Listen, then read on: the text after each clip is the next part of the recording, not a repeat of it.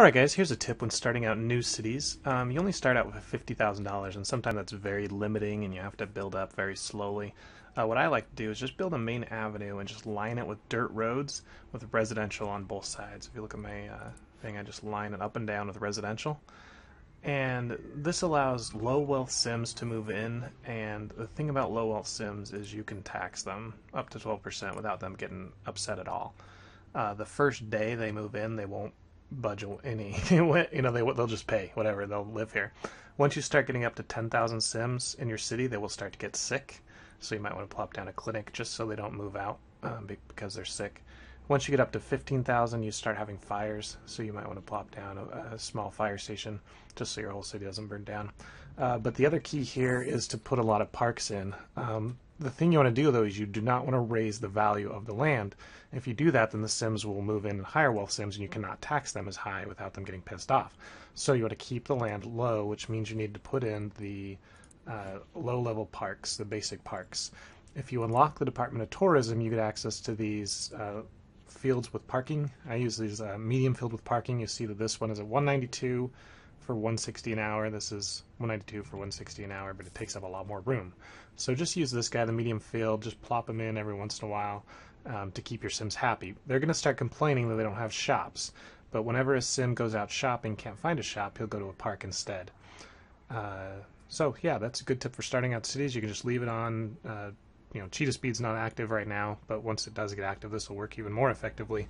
Just put this minute, about this, you get up to about 15,000 or more, let it sit for, however long you want it to let it sit, and you're just going to gain money over, you'll have tons of money when you come back.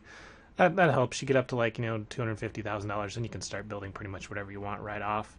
You don't have to start at the low level stuff and slowly work your way. So that's the tip on building a new city. Alright guys, another quick tip. This is the guide me quests.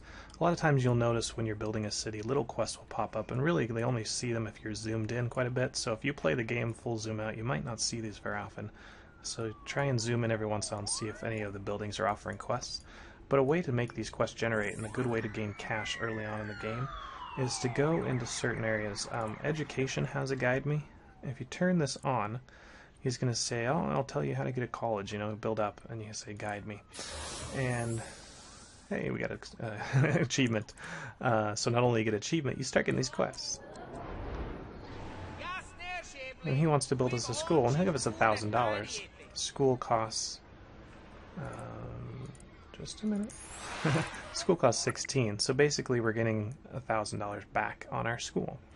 The next one in the line I know says add a classroom to a school, and it's like a $20,000 reward, and I think a classroom costs 10 or it costs 20, so it's like adding a free classroom. So if you're planning on doing a grade school anyway, which most cities probably do have, you might as well turn on Guide Me just for a little bit. It gets annoying sometimes, the pop-ups he gives, but you do get the free money.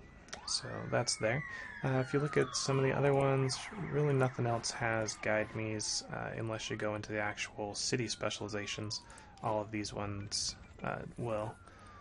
I don't have any mining in this area, but trading, you'll see I have a guide me, and she'll say, oh, plop down a trading port and I'll give you $5,000. You're like, sweet, half off on a trade depot. And electronics and culture doesn't have one, but gambling does as well. So gambling one I wouldn't recommend right now until this gets fixed. The tourist issue is bugged right now, but all the other ones, if you want some free cash and you want it to actually maybe even help you if you've never built a mining city or drilling city, they do offer some good suggestions. Take them with a grain of salt, though. You might not need exactly what they tell you to build, or it might not be appropriate to build it right then. But yeah, it does give you cash for the quest rewards. Alright, in this quick tip, guys, I'm going to be talking about homeless people. In my starter town, I had a nice earthquake that came out and set most of my city on fire and rubble, and a lot of my people got very unhappy about that, and they turned homeless. They moved out of their house. These are the little yellow guys. You've probably seen them before when you've gone to bulldoze stuff, and you've seen the little yellow guys walking around, and it's not exactly clear right away that these are homeless people, but that's what they are. And what's bad about them? Well, the first thing about them is anywhere around a homeless person, the land value goes down. You're not going to be able to see that on my map very well. because the land value is all pretty barren. But and individually, they're not going to be a huge problem on your land value. However, if they start to group up, and you get a lot of them, the land value will go down. The second thing is they go to your parks, and they like to live in your parks. Oops, I don't want to bulldoze that park. Here, I'll handle the fires later.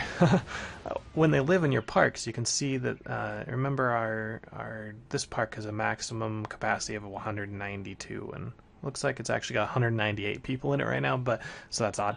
But anytime there's a homeless person in here, that's taking up one of the spots that a person could use the park for. So if you're using a park for extra happiness, then the homeless people prevent that from happening. And again, one or two of them is not going to be a big problem, but if you start getting 30, 40, 50 in here, this park is very ineffective. It's also very difficult to get rid of homeless, so they stay around for a long time. Eventually, though, they will just leave the map or die. So you don't have to worry about them. If you have a huge population of homeless people, you just kind of have to wait for them to go away. There's nothing really you can do other than stop more from coming. So that's what homeless people are. I hope you guys enjoyed the tip. Feel free to share any more knowledge you guys have on homeless. I'm not sure if they cause additional crime or not. I just know the land value and the parks issue. I'll see you guys later.